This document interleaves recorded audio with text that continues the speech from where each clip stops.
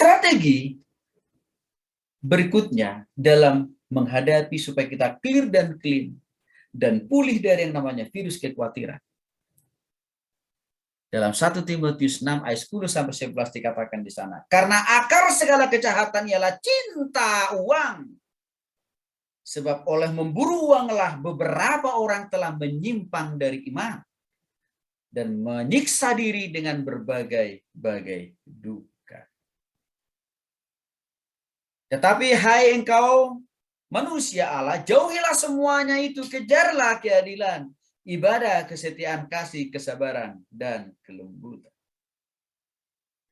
Cara yang berikutnya supaya kita clear dan clean dari virus kekhawatiran dalam menjalani hidup ini.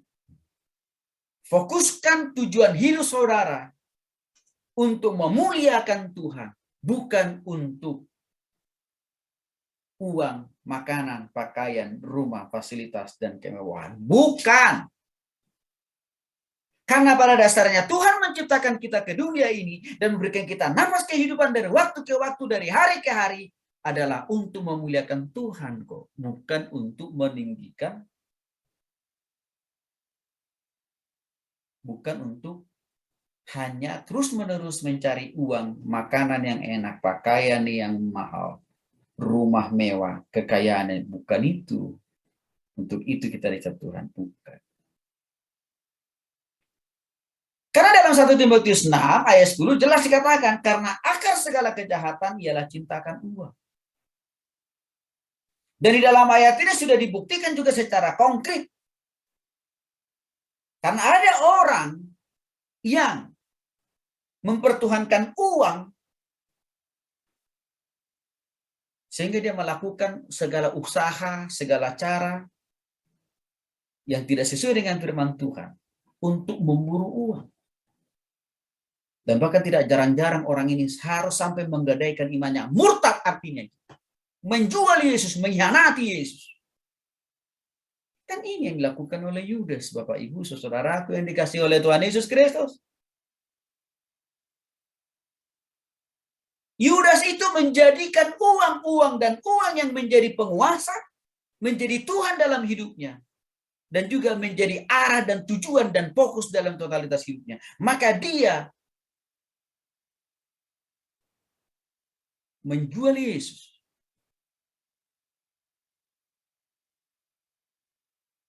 Kan itu yang dilakukan oleh Yudas, Bapak Ibu. Dan ada juga orang Kristen yang melakukan hal yang sama sejak dari dulu, sekarang, dan juga masa yang akan datang. Masih akan melakukan apa yang dilakukan oleh Yudas. Dan itu sudah kita lihat dengan mata kepala sendiri. Ada orang murtad meninggalkan Yesus. Hanya karena kenapa? Dijanjikan fasilitas yang mewah, posisi yang tinggi, kemudahan dalam berbisnis dan berusaha. Mereka murtad, kan kita bisa lihat itu. Orang-orang seperti itu di zaman ini. Karena dengan posisi yang tinggi, fasilitas yang mewah dan lengkap, akan memudahkan dia merampok dan memiliki lebih banyak uang. Dan bisa makan di mana-mana, bisa beli pakaian yang mahal dan rumah mewah. Kan ada banyak contoh-contoh itu. Bapak Ibu yang dikasih oleh Tuhan Yesus Kristus. Sebenarnya perilaku Yudas itu belum berhenti di dalam kehidupan orang-orang Kristen di zaman ini. Perilaku Yudas itu masih terus berlangsung, masih ada kok. Jadi sebenarnya bukan hanya Yudas yang menyelipkan Yesus, bukan hanya Yudas yang menjual Yesus, bukan hanya Yudas yang menyelipkan Yesus, tapi juga orang-orang Kristen yang belum sungguh-sungguh bertobat, yang memiliki orientasi arah dan tujuan hidupnya hanya untuk cari uang-uang. Sehingga mereka menggadaikan, sehingga mereka menyalibkan Kristus, sehingga mereka murtad. Itu juga adalah bagian daripada mengkhianati Yesus.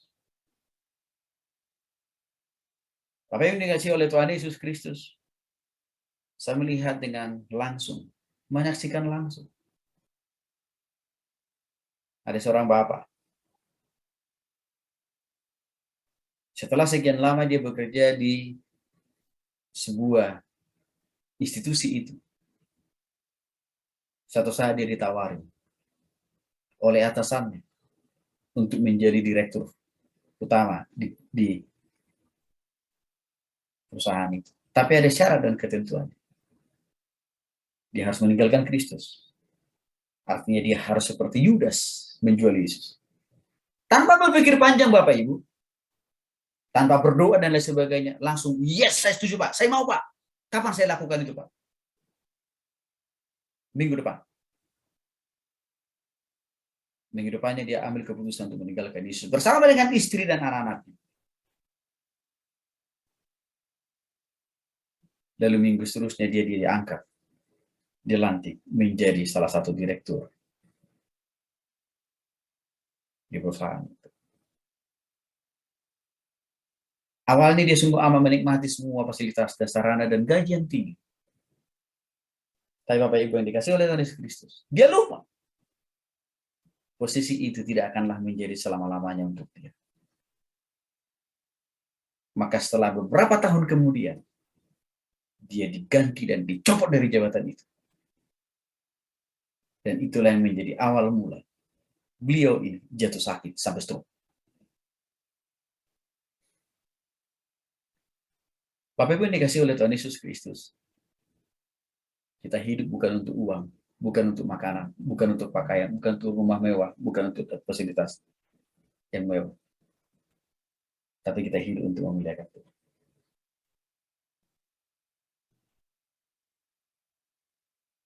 Ini penting kita paham.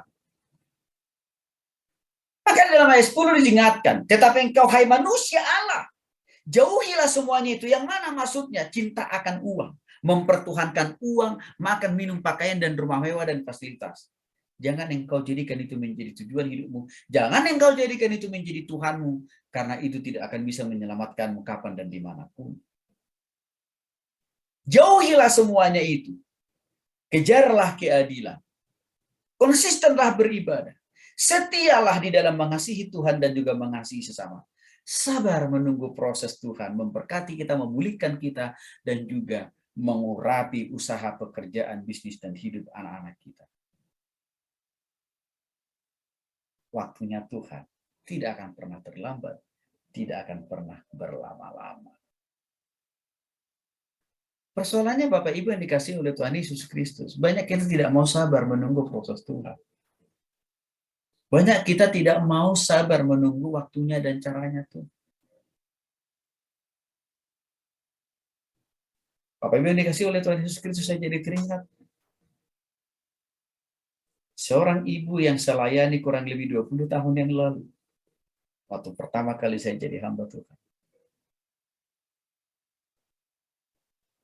Ibu ini pada awalnya hanya menjadi karyawan biasa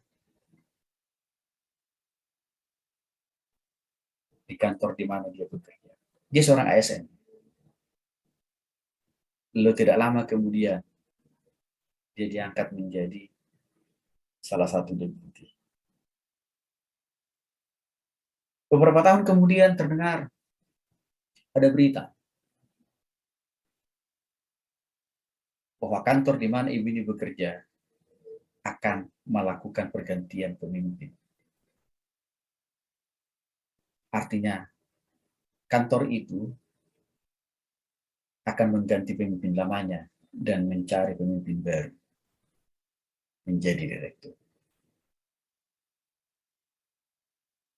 Bapak Ibu yang dikasih oleh Tuhan Yesus Kristus, sebenarnya ibu ini punya peluang dalam segala, memiliki peluang dan kesempatan yang amat dan sangat besar untuk menempati posisi yang kosong itu. Karena orangnya cerdas, punya kompetensi, punya kapabilitas, juga punya keahlian. Tidak ada yang perlu diragukan. Tapi karir ibu ini selalu dihambat dan dihalang-halangi untuk tidak sampai dalam posisi yang paling tinggi di kantor itu. Bapak Ibu Saudara tahu alasannya Pak? Karena dia konsisten mempercayai Tuhan. Maka suatu saat ibu ini bertanya ke saya, Pak Tony, sebentar lagi saya mau pensiun Pak Tony. Artinya posisi paling puncak di kantor ini kelihatannya tidak akan mungkin saya capai karena itu sudah berlalu.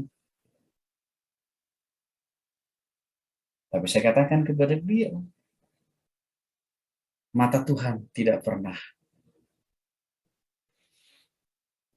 tidur. Pendengaran Tuhan tidak kurang tajam mendengarkan doa-doa ibu dan saya. Waktu Tuhan,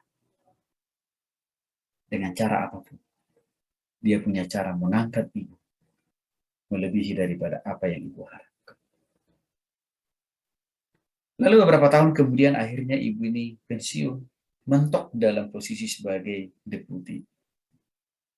Artinya jadi direktur, jadi kepala di kantor di mana dia bekerja, itu nggak kecapaian. Tapi apakah itu berarti Tuhan tidak bekerja?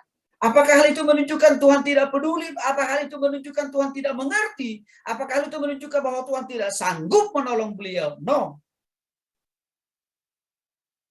Selalu saya katakan, waktu Tuhan lah yang akan mengangkat, yang akan memberkati, akan memulihkan, akan membuat ibu menjadi bersinar, walaupun mungkin tidak lagi lewat kantor itu atau lewat perusahaan. Bapak Ibu yang dikasih oleh Yesus Kristus, dia setia. Mempercayai Tuhan, mengasihi Tuhan, dan terus mendalami firman Tuhan. Setiap minggu waktu itu. Hasilnya apa? Suatu saat Tuhan kasih dia hikmat dan bijaksana untuk membuka perusahaan. Dengan anugerah Tuhan, perusahaan itu lahir, tumbuh, dan berkembang sampai hari ini. Dan Bapak Ibu yang dikasih oleh Tuhan Yesus Kristus, dia tidak hanya menjadi direktur, tapi dia menjadi owner, pemilik. Apa yang mau saya katakan lewat ini kepada Bapak Ibu saudara yang dikasih oleh Tuhan? Betul kata 1 Timotius 6 ayat 10 sampai 11. Ya, kejarlah keadilan, komitmen dan konsisten dan setialah beribadah, berdoa, mengasihi Tuhan, melakukan firman Tuhan dan beriman kepada Tuhan. Tuhan pasti akan mengangkat. Tuhan pasti menyediakan jalan yang terbaik, melebihi daripada apa yang kita bayangkan, melebihi daripada apa yang kita pikirkan.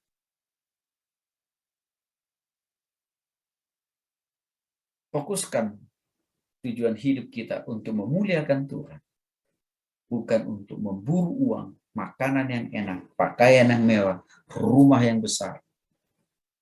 Bukan, tapi Tuhan.